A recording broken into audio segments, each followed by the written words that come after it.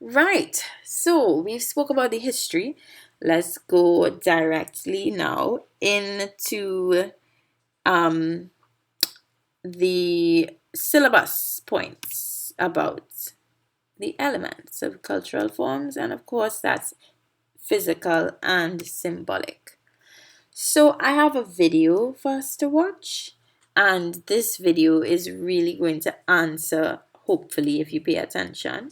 I'm just using it as an example to answer some of the questions that are coming out of this part of the syllabus. So take notes while you watch the video and following your syllabus.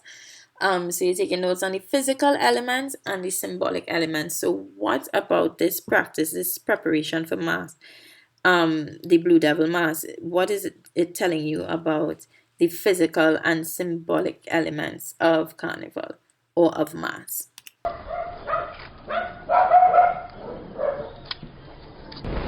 I started playing Blue Devil maybe around the age of 5. Seeing the bigger Blue Devil bands pass through, like house to house park, Blue Devils used to pass through the village. The group NLD is a very, very young group, but the people that play in the group, we have been playing since we were kids.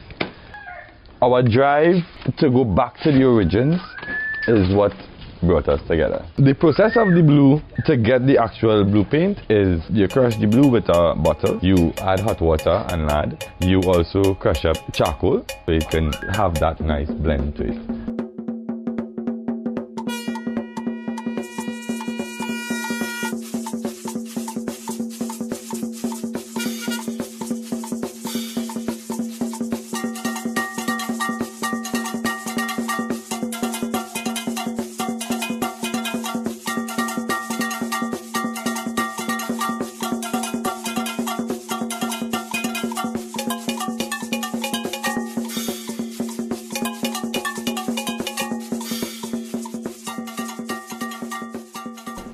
The art is, first of all, the rhythm.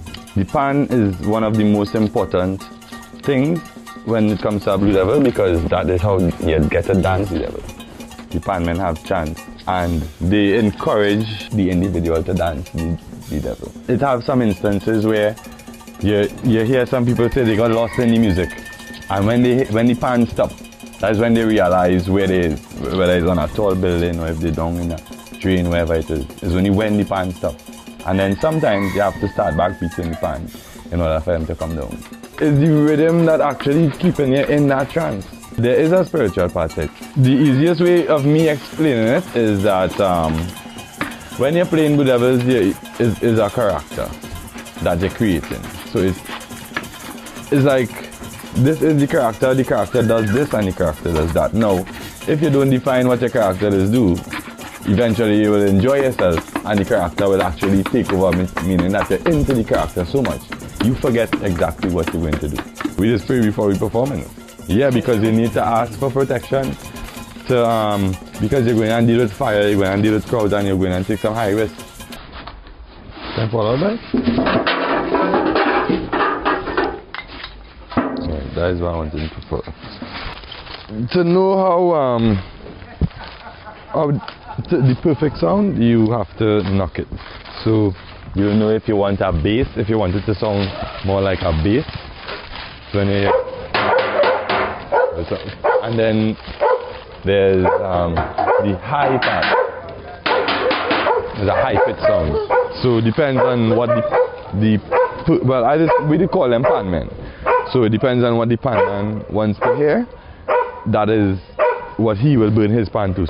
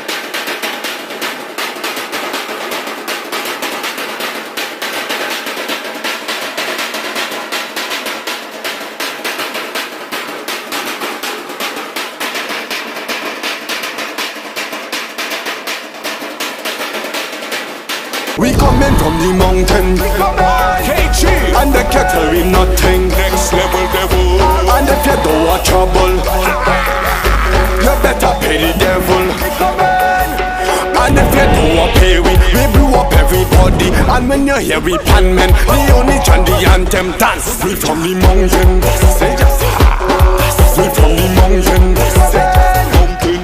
We from the mountain, say just we from the mountain, say just say just.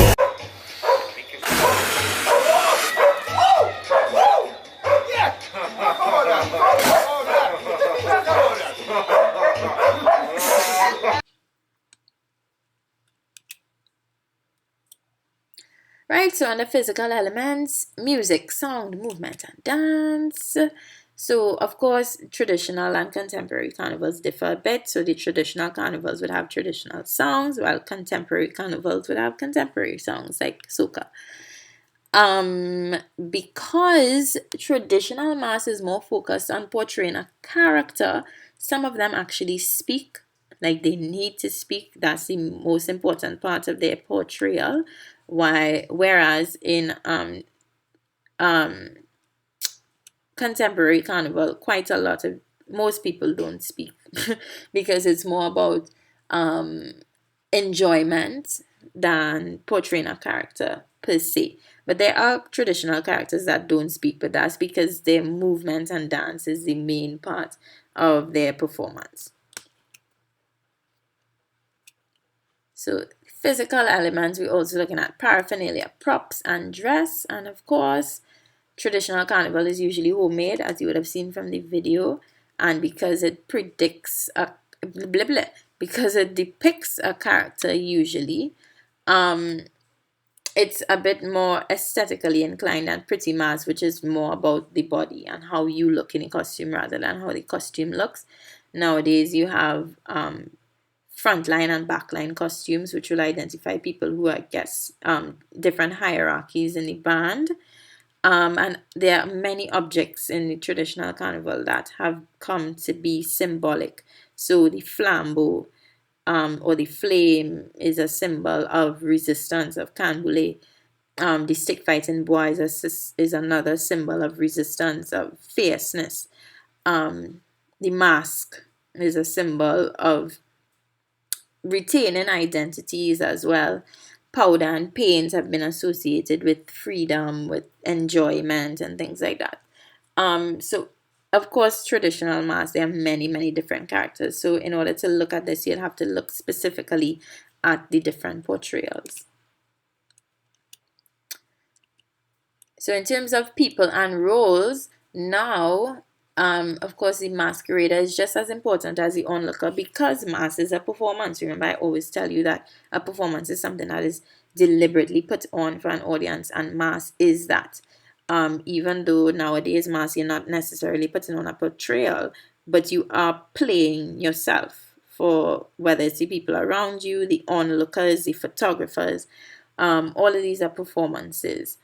And because pretty mass now, the designer is not necessarily the wearer of the costume, one of the roles that has been introduced is the role of the costume designer, whereas usually the masquerader would be their own costume designer. And then you have people like wire benders and things like that as well.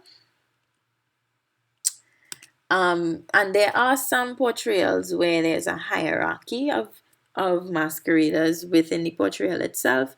So you have like the Blue Devil, as you can see in this image here, he's holding the other one by a rope, and they have different props that signify their different roles in the band. So the King Imp would usually have wings, while the smaller imps would have horns, and then there's a beast that would hold an imp by the end of a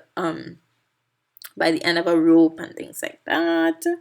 I'm going to attach a document that I gave to my Form 4s with all the traditional carnival characters descriptions. Please read it. And then looking at the spiritual, ritualistic, and historic, which you would have gotten from the video as well. What is very interesting is that basically every time I go to talk about ritualistics or spiritual, I'm just going to say that it is important for and it is sacred for the people who practice it. So you will hear a lot of traditional masqueraders talking about they don't remember some of the things that they did when they were in the character, because they got into the character so much, or there's the spirit of the character that that takes over them. And even in contemporary carnival, you hear a lot of descriptions about that. You hear descriptions of people saying, they had out of body experiences where it was just the spirit of the mask, or the spirit of the character, the spirit of carnival. Not necessarily to say like a ghost or anything like that, but just that sentiment, that feeling, being important and being moving. So it has affect, emotional importance on the people who are taking part in it. And then you have certain traditional characters that are actually representative of things from their history, of things from their ancestors, and things that are important to them. So the jab jab, which is not jab Malassi, I'll explain that to you at some point in time, but they have to go through a lot of actual rituals and processes and prayers before they can actually perform. And if they are not mentally and spiritually ready to perform, then they cannot. The Moko Jambi is another one. People who practice Moko Jambi are very serious about it, and they feel as though they inhabit the spirits of the god Moko, who walked from Africa to the Caribbean. That's the legend that there is about it. So, all of this to say that it is important to the people who practice it. It is something spiritual to them, and it is ritualistic because they put a lot of effort into practicing it, rehearsing for it, practicing it, honing their craft. All of this is part of, who they are as a people, as a group with collective identity. So then this economic aspect of it is that obviously some people, this is their livelihood. They are a Calypsonian. That's how they make their money. They are a stick fighter. That's how they make their money. And of course, as a tourism, as a part of cultural tourism, Carnival is a huge earner of revenue for Trinidad and Tobago. It's not one of the main earners, but it is a huge one. So if we did not have Carnival, our economy might probably feel it. So again, in terms of our syllabus points, we're looking at the relationship between Carnival and theatre. So in stage performance, obviously Carnival itself is a performance. Mass is a performance. So it's only natural that it would also be very prevalent in our theatre. There's actually a local playwright. He passed away recently, but he came up with a theory. So later on, you'll learn about different practitioners who have different theories for acting and different ways of acting, like method acting. So he had a method called Juve Popular Theatre. I'm not sure what the exact details about it are, but that just goes to show that, Carnival is a framework then for understanding things about performance. And then there are a host of different plays. This picture here is from a play called The Master of Carnival, where Carnival is at the forefront of the performance, where it's used then as a dramatic tool to bring different types of ideas forth in stage performances. And then we're talking about the impact on society, community, and individual. It's quite obvious. If you listen to soca or if you listen to calypso, you'll hear them talk all the time about how Carnival brings people together. Of course, it gives people a chance to express themselves, as all means of performance do. And if you think about the fact that it's seen almost, it's like a release valve. It's a purging, a breakaway, a getaway from the restraints of ordinary life, where you have to reach the places on time, where you have to go to work, you're expected to be civil, you're expected to be respectable, you're expected to do all these things and dress in certain ways. And then you get 2 days out of the year to just be who you want to be and go where you want to go and do what you want to do and wear no clothes. or wear a lot of clothes depending on the kind of mass that you do. So it, just like any type of performance, it gives people that opportunity to be something that they aren't ordinarily allowed to be, and that can be very psychologically important for a lot of people. So if you think about the way people like myself consider Carnival to be something very important, because it is that performance of the self. Or even if you don't particularly like being yourself, you get to be somebody else for 2 days, and that's cool. um yeah. And of course, traditional Carnival, particularly because it's a community based thing, it gives people a chance to engage in creative things. So they spend their time rehearsing, or they spend their time making costumes, they spend their time assembling a band, all these things. So it's a lot of personal building and community building coming into play here. So your homework, remember the notes that I asked you to take, which you probably did not take from watching the video. That is all I want to see for homework this week. No quiz, nothing like that. I just want to see your notes. There's no right or wrong answers, but do try to watch the video and apply the aspects from the syllabus onto what you gather from it. That's all. Thank you very much for paying attention.